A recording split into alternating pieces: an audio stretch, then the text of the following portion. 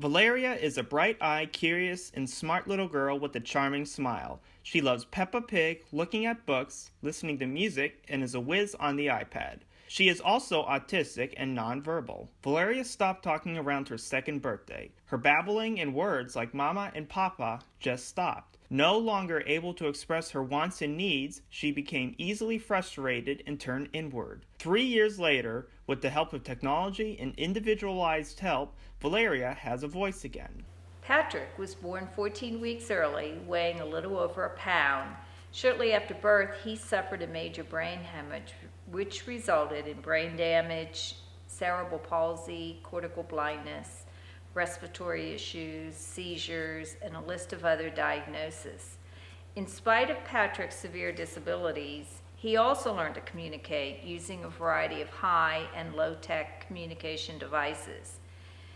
Communication is a basic human right. This means that every person with a disability, no matter how severe, has the right to express him or herself and make choices about his or her life. When a person is unable to communicate, like Valeria, they become frustrated and angry and often act out. We hear stories on the news about children being abused, put in cages, or locked in closets because they act out aggressively. Many times, these children who might be autistic or have other disabilities are exhibiting these behaviors because they have no other way to communicate their needs or feelings. Temple Grandin, an American professor of animal science at Colorado State University and world-renowned autism spokesperson, author, and consultant to the livestock industry on animal behavior, once wrote, "I can remember the frustration of not being able to talk. I knew what I wanted to say, but I could not get the words out, so I would just scream." Behavior is communication. Whether a person uses words, gestures, sign language, throws himself on the floor, bites or hits himself or others, crosses her arms and plops on the floor, screams or throws things, run away, or uses a communication device. These are all means of expression. Some are more acceptable in our culture, others are labeled as inappropriate behavior. Having an effective means of communication enhances quality of life for persons with special needs and disability. As shown in this Communication Bill of Rights poster, acquiring a means of communication will allow a person to express wants, needs, choices, opinions, and more, have control and take part in conversations, have control over her environment, establish and maintain friendships and other meaningful relationships, reduce frustration, fear, and anxiety. Finding a means of communication for a person with disabilities is a process of trial and error and taking the time to really get to know the person. Patrick's ability to communicate was limited by his severe disabilities, which became even worse over time. But at his best, he was able to use a computer to communicate his needs.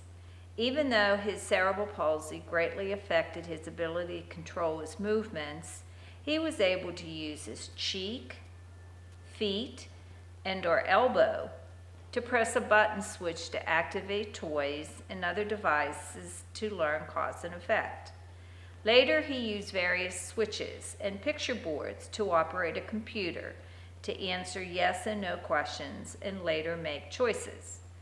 Unfortunately, seizure activity destroyed most of his brain, and now he communicates freely in heaven.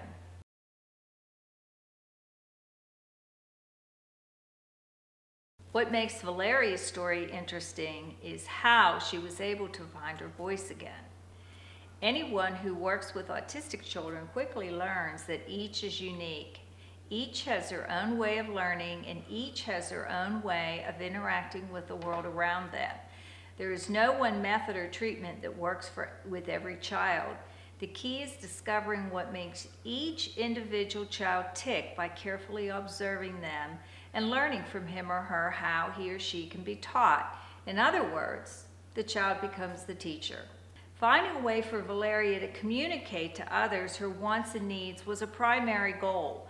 To make use of a communication board or one of the many communication devices or apps, child must first be able to point to objects or pictures.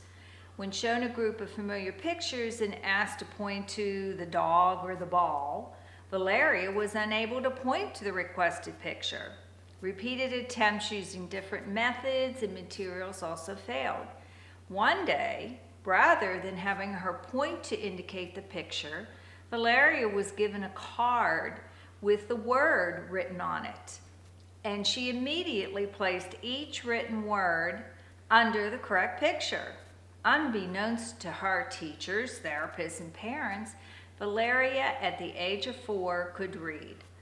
Reading would become the key to Valeria regaining her voice. Using an app on the iPad called Proloquo 2 Go, Valeria's teacher created an individualized communication system for her using pictures with words. Within months, she mastered hundreds of words. Using her iPad, she named colors, shapes, the alphabet, numbers, animals, foods, people's names, and sight words. She used the iPad to request toys, foods, and sing the words to songs. Soon, Valeria no longer needed the pictures. She has a remarkable ability to remember written words. Although we decided to leave the pictures so Valeria's mom, who speaks Spanish, would understand what Valeria was saying. Not only could Valeria read these words, but she could spell them. Her fingers danced over the keyboard of the iPad, spelling out words way beyond her age level. Up to this point, Valeria was still not using her voice except to make a few sounds or repeat a few words. She loved books, so we began making our own book about Valeria, illustrated with pictures we took of everything in her life, with sentences describing the pictures. The first chapter was about her and her family, others about various activities we did, and so on. Valeria loved her book and looked at it over and over and showed it to everyone. And then one day, while looking at the book with her and pointing to each word, Valeria began to talk, reading each word aloud. Valeria has come a long way in her effort to regain her voice and still has a way to go. Even autistic children who are verbal have difficulty answering questions and having a two-way conversation, and Valeria is working on this also.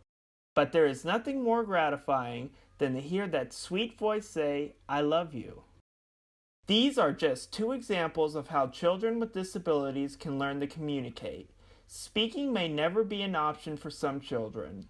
It is crucial that every child have some way to communicate with us. Being able to communicate reduces frustration, fear, and anxiety. Providing a person with different modes of self-expression can reduce challenging, inappropriate, and/or self-injurious behaviors. We must always remember that not being able to speak is not the same as not having anything to say.